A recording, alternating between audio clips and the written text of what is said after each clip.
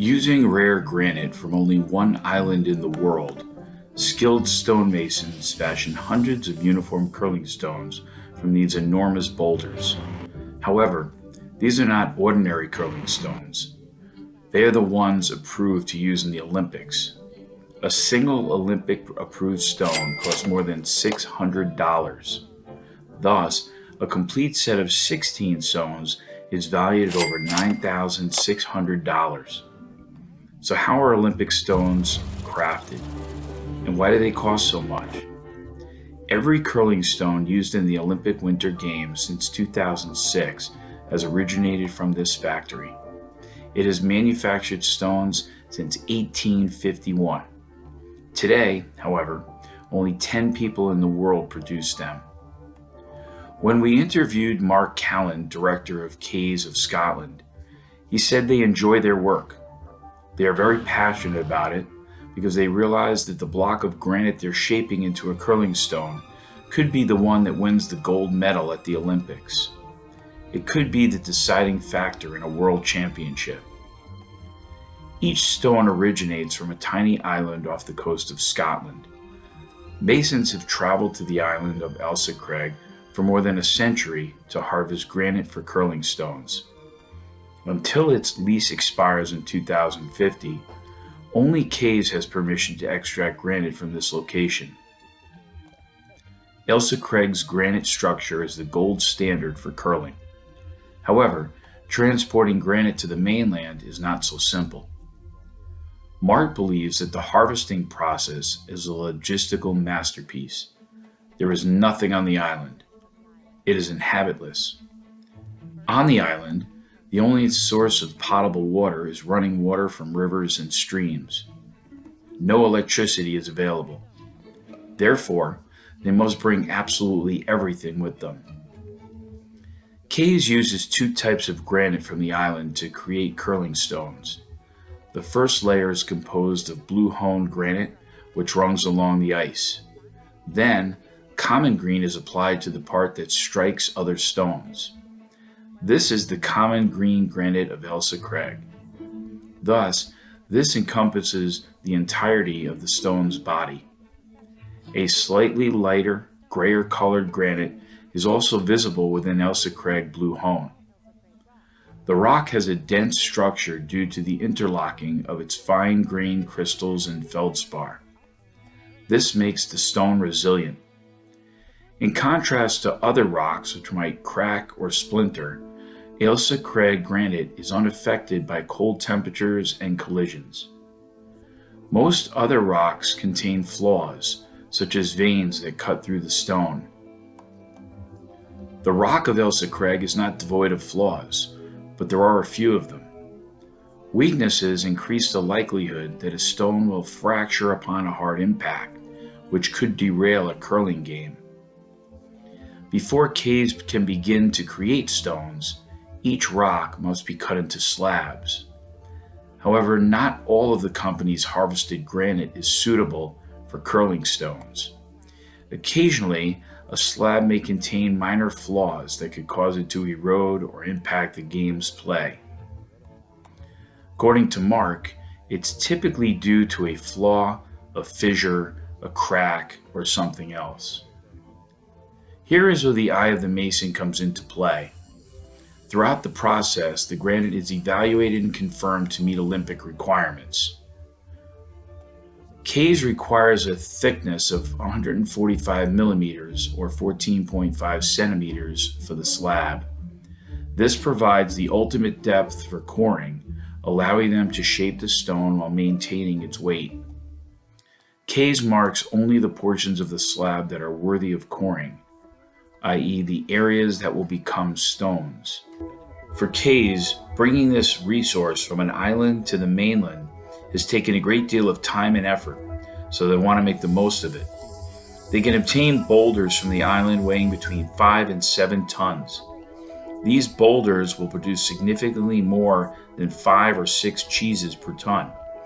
However, if they average it across an entire harvest, they are doing quite well if they can get around 6 cheeses per ton.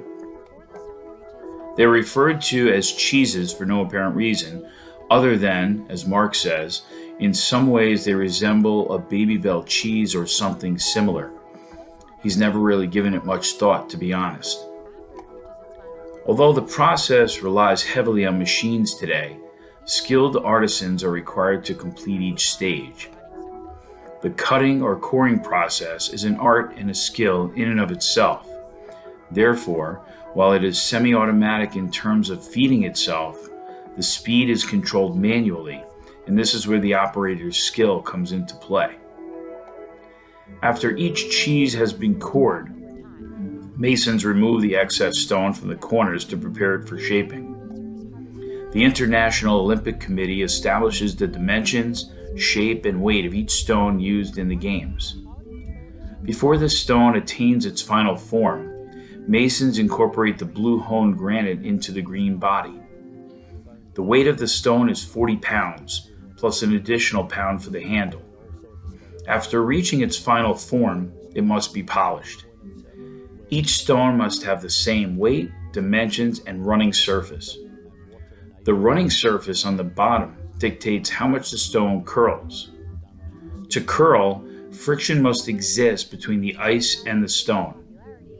This roughness is achieved through the skill of a mason.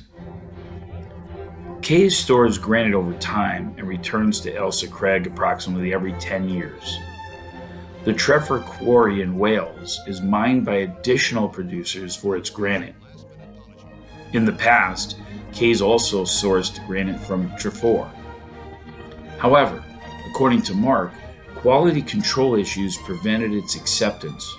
The World Curling Federation's preference for Ailsa Craig stones also helped. Kays discovered that the stones with the insert, the blue hone insert, were the best, and that a curling stone without a blue hone insert will pit. It is porous, it will absorb water, and the water and ice will then freeze. While curling's popularity has recently skyrocketed, demand for stones has fluctuated since the game's inception. Curling is believed to have originated in Scotland, but Canada is currently the most successful team in curling history.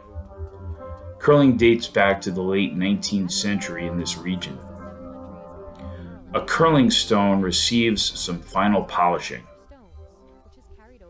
When countless Scots immigrated to Canada, they brought the game with them. By the 1950s, Canada had constructed thousands of curling rinks. Jimmy Willie, who is now retired, worked at Kays during this period and witnessed the company's growth before demand dropped again. When all of these new ice rinks in Canada were completed, there was a significant decline in demand. Kays went from approximately 25 to 30 people to between 5 and 10 people. Winter Olympics are a significant factor that has kept the game and Kays alive to this day. When curling returned to the Olympics, it was fantastic. It was a momentous occasion for curling stone manufacturers as it suddenly made curling accessible to the entire world. In 1990, there were only 25 nations that participated in curling in any capacity. 20 years later, that number has nearly tripled. As of the year 2022, 67 nations compete in curling. Obviously, this has led to an increase in demand for stones, which has affected their price. According to Mark, our sales have increased, which is extremely good news. In addition, our costs have increased as a result of the need to purchase granite more frequently to meet the demand. Kays harvested approximately 1,500 metric tons of common green and 300 metric tons of blue hone in 2000. After 13 years, 2,500 metric tons of common green and 500 metric tons of blue hone were taken. Fortunately, supply is not a problem, both for the growing popularity of the sport and for the sole supplier of Olympic curling stones. During Kays' most recent harvest in November 2020, they harvested less than 0.001% of the island. Therefore, they are only scratching the surface. The entire island is constructed of granite. They are not making a significant dent in it.